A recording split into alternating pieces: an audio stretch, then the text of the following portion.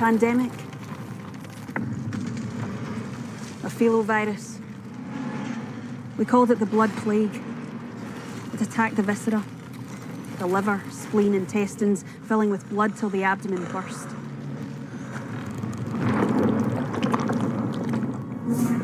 Environmental catastrophe, droughts, famine, antibiotic failure. Agricultural collapse followed. Full population collapse. About more than 7 billion people, over 4 decades or so.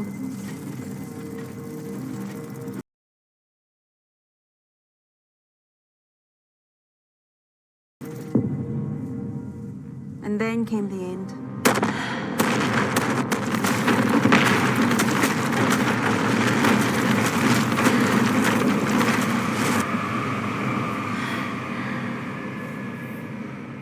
A domestic terrorist attack in the United States. They blew up a nuclear missile silo. Spring Creek, North Carolina. Jesus Christ. That's where I live.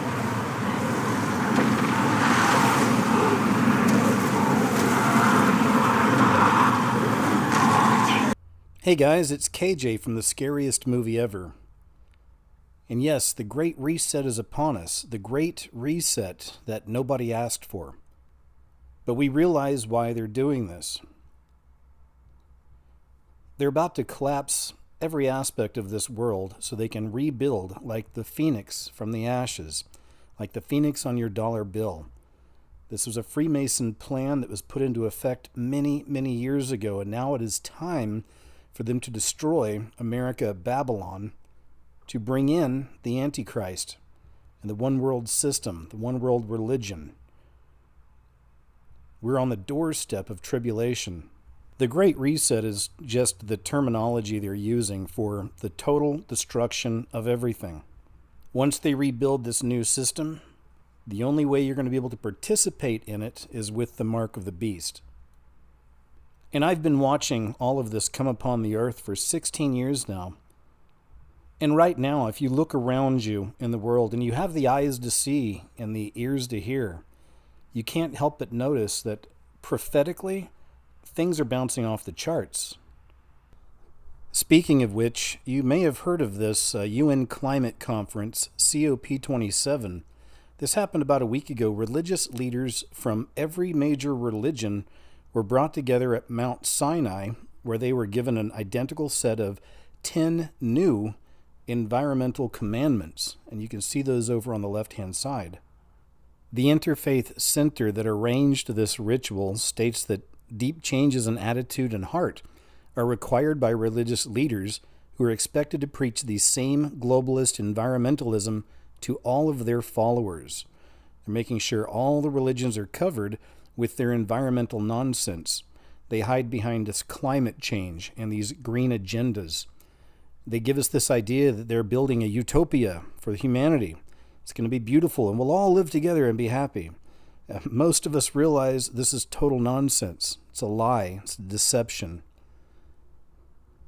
The system they're bringing in is going to be all about control. And the only people who are going to survive are those that bend a knee to that system, those that accept that mark of the beast. And of course, it's interesting that they chose Mount Sinai. That's where the ritual aspect of all this comes in. Mount Sinai is where Moses came down with the 10 Commandments in the Bible. As Moses came down Mount Sinai with the 10 Commandments that were given to him by the Lord God, he realized that the people in the city were performing rituals to Baal. Once these young mothers sacrificed their children to the devil, in their minds they're free from the bondage, free from the chains of motherhood, so they engage in orgies as well. When Moses set his eyes upon this, he smashed the tablets. So once again we have the ritual that just took place at Mount Sinai, where activists smashed the tablets atop Mount Sinai to launch their faith-based climate push. Most of us around here understand the history of the Georgia Guidestones, and we know that the Georgia Guidestones were recently destroyed. I did some videos on that as well. Once again, these are rituals that take place before our very eyes. It's the occult at work, which is hidden before your very eyes. And now we see the connection to the destruction of the Georgia Guidestones to this new 10 Commandments for climate change. Because if you just go down the list and you look at them, and I suggest you do sometime, you'll see how they line up. The very first one, we are stewards of this world and then maintain humanity under, right, in perpetual balance with nature.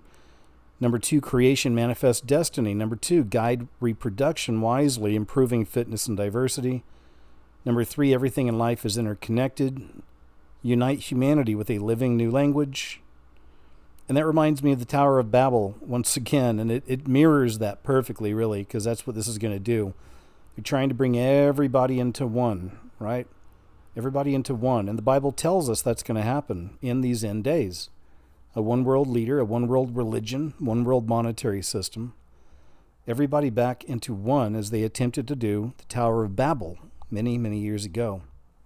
And of course, at its heart, this whole ritual that took place with the new 10 Commandments is mockery to the Lord God. If you didn't already know this, the Bible literally has the answer to all these questions. All these questions we have here in the end of days. Why is this happening? Why is this taking place? It's in the Word. This right here explains what's happening with the whole climate change and green agenda. They exchanged the truth about God for a lie and worshipped and served created things rather than the Creator, who is forever praised. This is from the New International Version. You can check other versions as well, but essentially what it's saying is, we're worshiping Mother Earth, right, instead of the Lord God. We're worshiping the creation aside from the Creator. And when we look at the big picture of what's taking place right now, who is it that's behind this great reset? Who is it that's behind the climate change, the green agenda? And always we seem to find the United Nations and then, of course, World Economic Forum. And right here we see World Economic Forum and the UN signed Strategic Partnership Framework. And let me show you something really interesting about this. This is from Revelation 2:13. It states, I know where you live, where Satan has his throne, yet you remain true to my name. You did not renounce your faith in me, not even in the days of Antipas, my faithful witness, who is put to death in your city, where Satan lives. So where is this city that Satan lives? Where is this city that Satan has his throne? Which brings us to this. Where was Antipas martyred? The traditional account goes on to say Antipas was martyred during the reign of Nero by burning in a brazen, bull-shaped altar at the Apollyon Temple in Lyon, Geneva, Switzerland. So I went to a search engine and typed in, where is the CERN Hadron Collider located? And it comes up with Geneva, Switzerland, which is interesting. But there's more. So then I typed in another one, where is the United Nations headquarters in Europe? And of course, it's Geneva, Switzerland.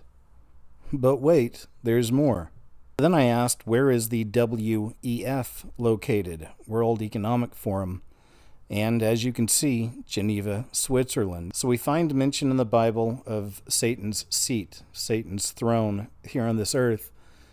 And now in that very same area, we find 3 organizations that are primarily focused on ending the world as we know it and bringing in that final beast system, that final Antichrist system.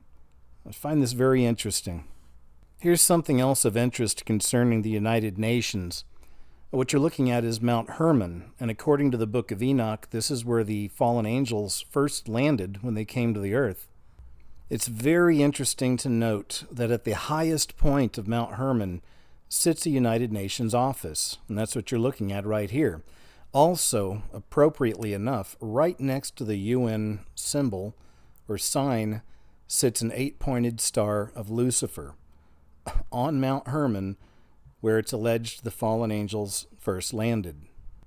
It's believed by some that that's where the United Nations got the color blue for their helmets, because some of the fallen angels were Hindu gods, and many of these Hindu gods were blue in color. And speaking of Hindu gods, they recently launched this world's tallest Shiva statue in India.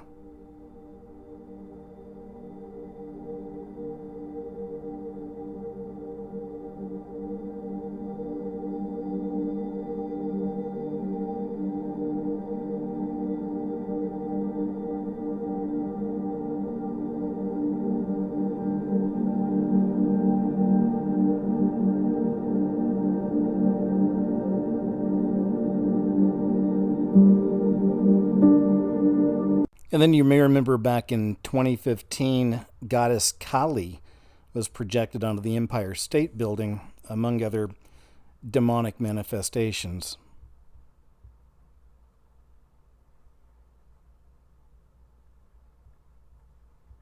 You're looking at Louis XIV of France.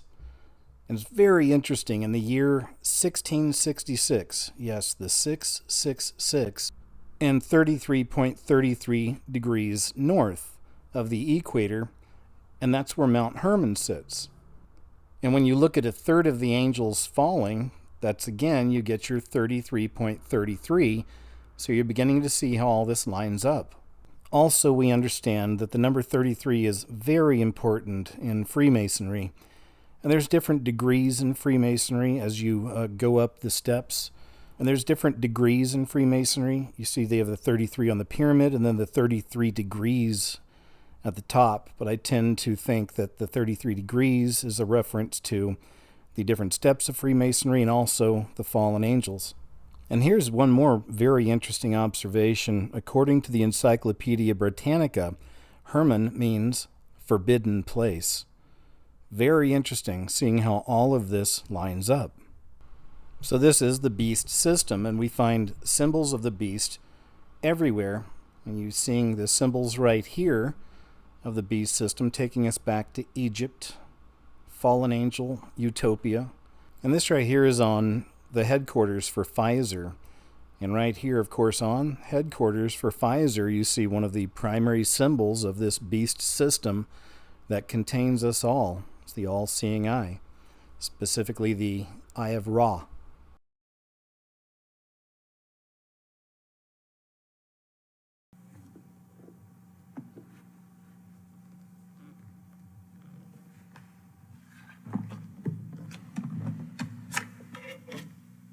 Okay, I'll bite. What does that mean? Jesus, she's biting. Yeah. Well, hold on to your shit. You ready for this? Because this is Nietzsche's abyss, man. The deeper you look into this, the deeper it looks into you. I'm talking Chapel Perilous here. Oh, hold on. You lost me like days ago. First of all, what the hell is the Chapel Perilous? It's a place. It's a crossroads that when you stumble upon it, you're never the same again. When you pass through the Chapel Perilous, you come out either a wary agnostic or you come out kicking and screaming as they drag your friends and loved ones away into the darkness. I don't understand.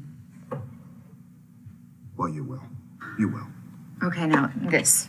Besides being the seal of the United States of America. Well, now, this also happens to be the logo for a secret society called the Bavarian Illuminati, which was formed in May of 1776, which some claim masterminded both the American and French revolutions. Here you go. Now, you have the pyramid, right?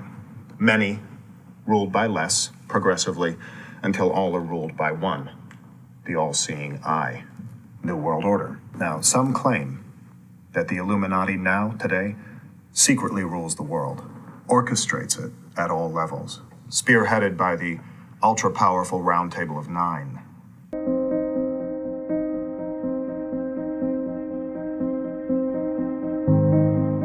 In his video, he is calling for people to stop eating meat and that we need to start working towards a net zero carbon output. So that means no warming your home, nothing involving coal, and no driving your car, no gasoline, no diesel. I mean, of course, they're not gonna stop flying in their airplanes. And of course, they're not gonna stop eating meat. Everything surrounding this climate stuff is really about world control and could absolutely be the scenario that the Antichrist uses to take world control and to take control of the entire earth. Because we know in the end times, the Antichrist will be in control of the monetary system and will be in control of buying and selling and all of these processes that go on within the earth that we are all involved in as human beings here. And we also know in Revelation that the black horse is one of the four horsemen of the apocalypse that's released, and he causes scarcity and famine within the earth. Now, that's most likely when that happens, God just sends mass famines and all these things. But this could also be tied into this as well, where, You know, these people just start saying, well, you know, we need to go to carbon zero. We can't farm anymore. You know, we need to go to carbon zero. There's too much carbon output having animals on the earth and using farming equipment. I mean, there's even talk right now of people in the UK, their electric bills are going to be too high this winter. They can't even heat their homes like they normally do. And we're seeing more news right now currently that diesel fuel in the east coast of the United States is going to potentially run out soon. So the black horse that is unveiled that causes scarcity and famine in the earth could really just be the Antichrist beast system putting in a control grid and a control system of zero carbon output when we know is ridiculous. I mean, if people really believed that the oceans were going to rise and were going to destroy coastlines, first off, these people wouldn't be buying homes there. Secondly, banks would not be loaning out money to build properties on coastlines, yet there's no stoppage of that. But that type of control system could lead to the famine and scarcity. But again, back to the topic is really just, this is a faith-inspired climate justice, and they're really pushing for world religious leaders around the world to come to this event. It says on that website of their prophetic call and what they're expecting, what they're planning. And what they're planning is a big social media push. They're really encouraging religious leaders to come to cover the topic and to just be engaged in this. And of course, they're just like those Pope Francis articles that I mentioned. They're pushing these things in a way as if like it's a sin that we're using gasoline and doing any type of carbon output. So that's kind of where they're leading with this. Now, worth noting is this COP27 logo, and as you can see, I'll put up the comparison. You can see these like rays of sunlight is exactly tied to the type of Egyptian art of sun worship that was going on in Egypt back in the day, which is really kind of funny in a way because we really know the earth goes in cycles. The main controller of the weather of the earth is the sun. Just imagine the super volcanoes that have gone off on the earth before, and people are complaining that people are driving their cars. The earth has gone through so many cycles, and then these are the people who believe the earth is like, you know, billions of years old. I mean, just imagine the carbon output. They can look in the ice in Antarctica, and they even say they believe our carbon was way higher then, and things were growing better. You can buy carbon at the gardening store and put it in your gardens because it makes the plants grow better.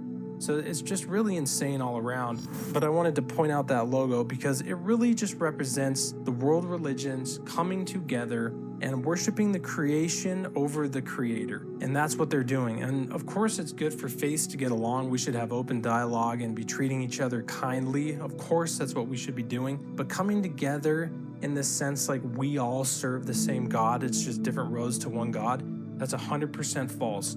The only way to the Father is through Jesus Christ, and that's the absolute truth. And anybody who actually gives Jesus a chance, starts living for him, praying for him, he will prove to you he's real. He does all the time for people who are living with him. Until that moment where you put your faith in him, he's not going to just give every NPC walking around just a moment of absolute insight. And he does for some of us. Thank God he did for me when I didn't know. But once you actually put your faith in him, then he proves to you all the time he's real.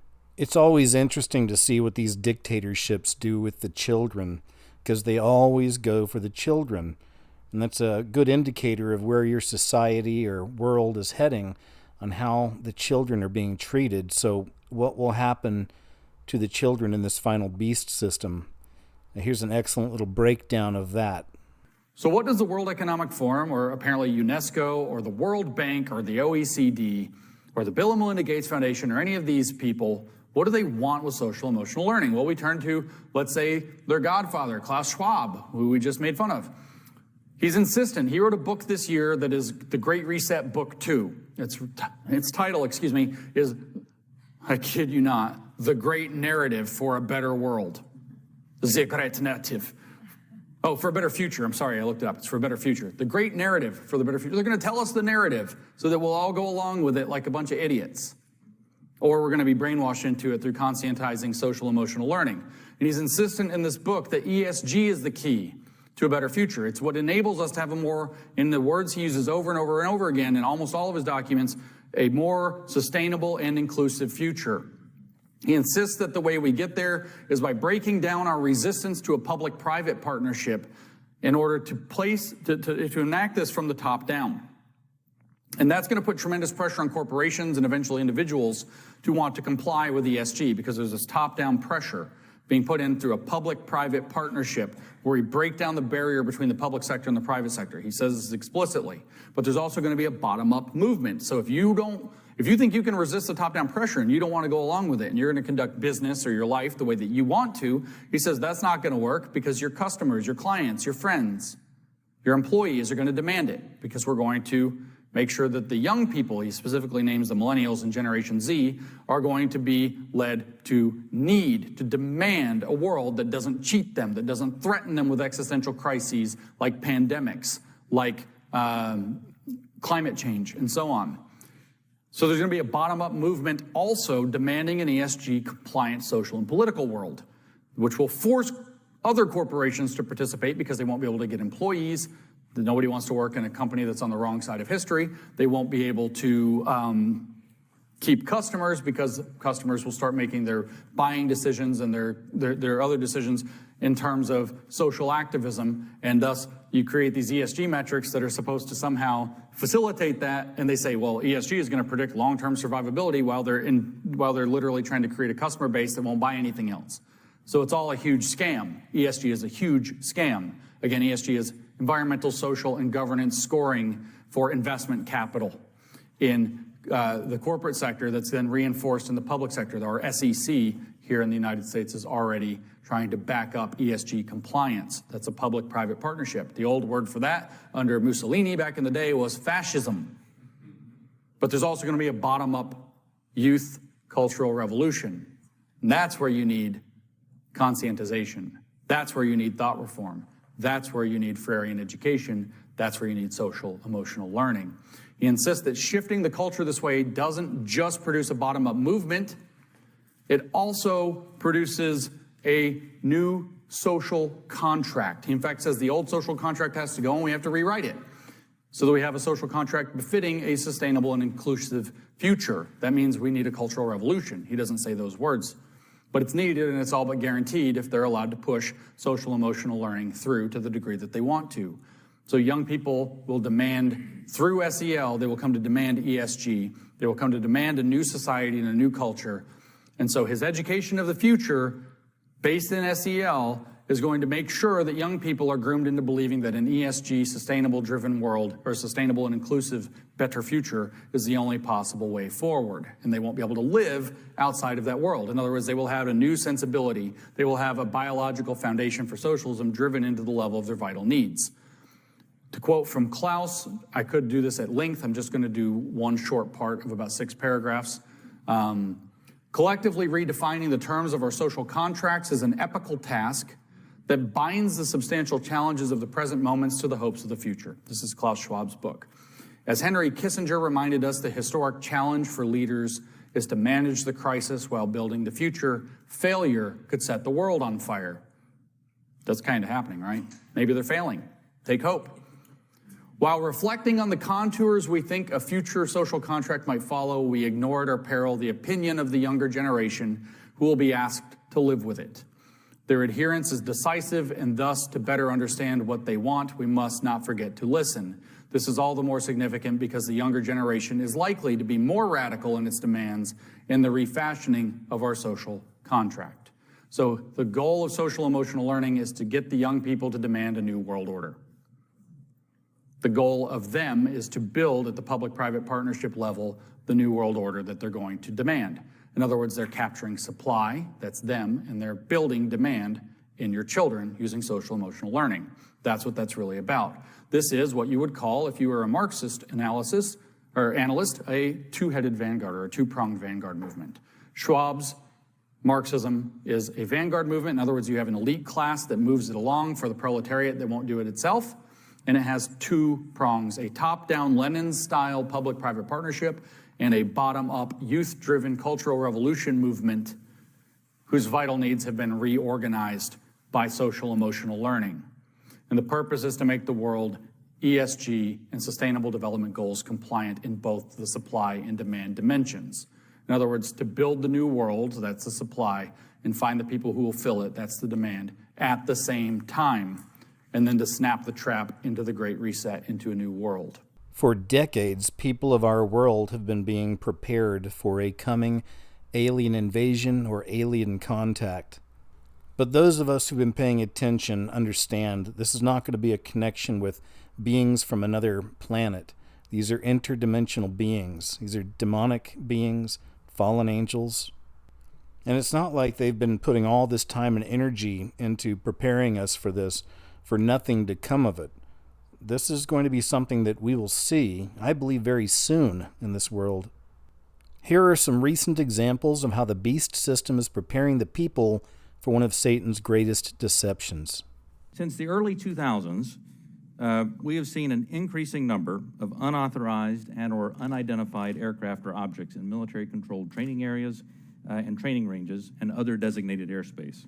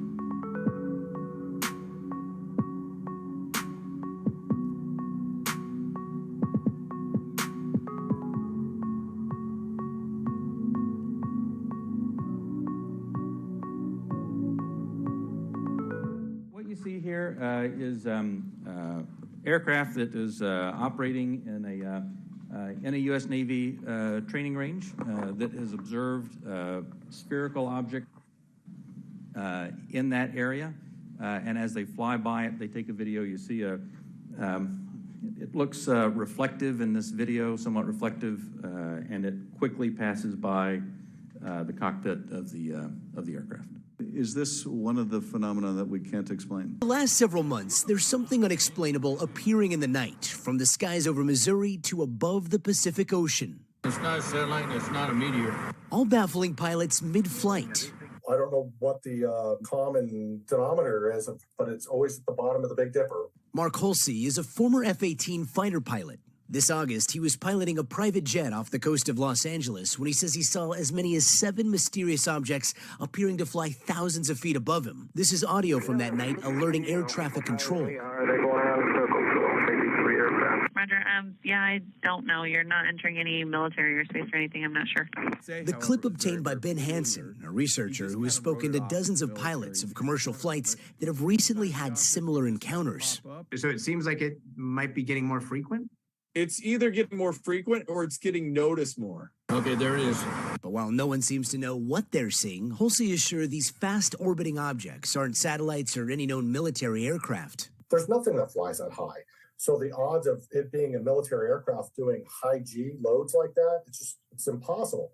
It's completely impossible. Does this phenomenon seem to be under intelligent control? That's the only thing it could be. I mean, it's either artificial or biological.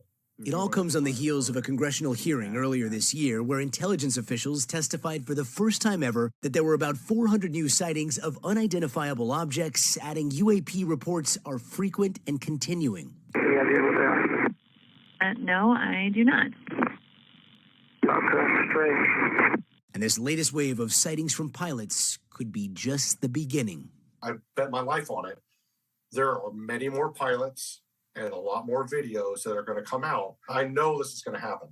I know it is. Identified aerial phenomena are a potential national security threat. They need to be investigated, and many threats they pose need to be mitigated. 10 of our nuclear ICBMs were rendered inoperable. At the same time, a glowing red orb was observed overhead. Last week, we told you about a recent spike in UFO sightings here in this country. Well, now we know who has been tasked with solving the mystery. NASA has announced the 16 people who will spend the next 9 months studying UFOs, among them former astronaut and retired U.S. Navy Captain Scott Kelly. The team will examine how the UFO data is gathered by public, local government, and other sources. The goal is to determine which sightings are natural and which ones simply cannot be explained.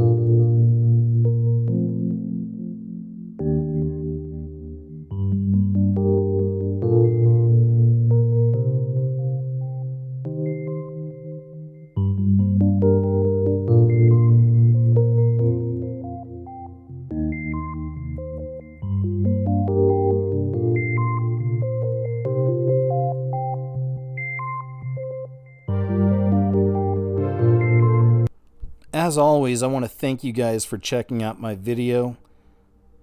Cling close to Christ in these days, guys. He's the only one that's truly got our backs.